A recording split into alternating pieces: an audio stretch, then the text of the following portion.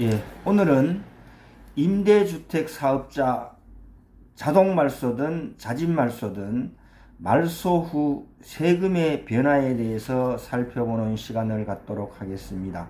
자, 시작하겠습니다. 예, 시작하기 전에 저는 대구 수성구에서 지백부동산을 운영하고 있습니다. 끝까지 시청하시고 도움이 되기를 바라겠습니다. 올해 부동산에 대한 화두는 대출, 금리, 정책, 세금 부분일 텐데요. 다주택자인 경우에 세금에 대한 관심이 제일 많겠죠. 그 중에 금액 부분으로 제일 큰 부분, 양도소득세, 이쪽 변화가 어떤 것인지 자세히 알아보도록 하겠습니다. 거주주택하고 임대주택하고 다주택자가 되잖아요. 그죠? 거기에 대해서 굉장히 궁금하지 않으세요? 20년 8월 18일 대책으로 4년의 단기 임대사업이 없어지고 8년의 장기 임대사업만 가능하도록 했었죠. 혜택을 많이 준다고 하다가 중간에 정부가 말을 바꾼 거겠죠.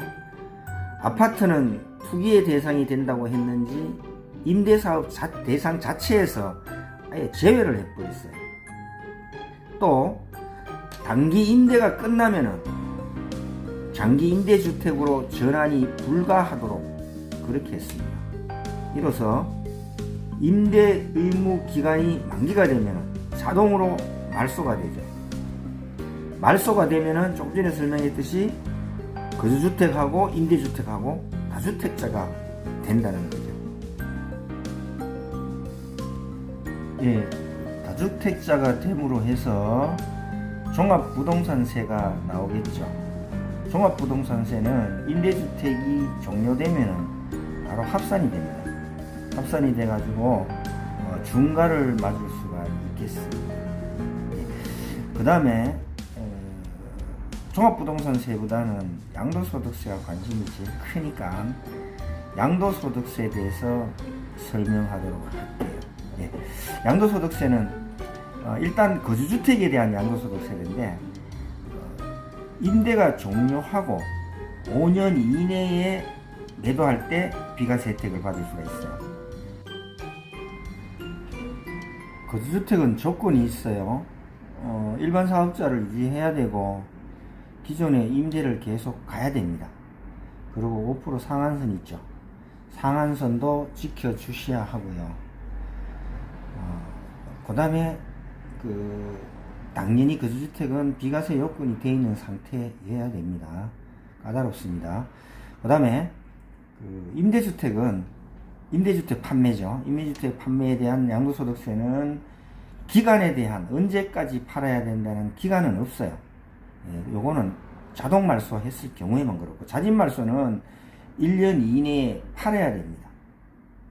예, 그러니까 잘 판단하셔야 됩니다. 그러면은 만약 그렇게 됐을 경우에 순서가 막 헷갈릴 수가 있겠죠. 다시 설명을 하면은 먼저 거주주택을 먼저 팔고 임대주택을 파는 것이 순서입니다.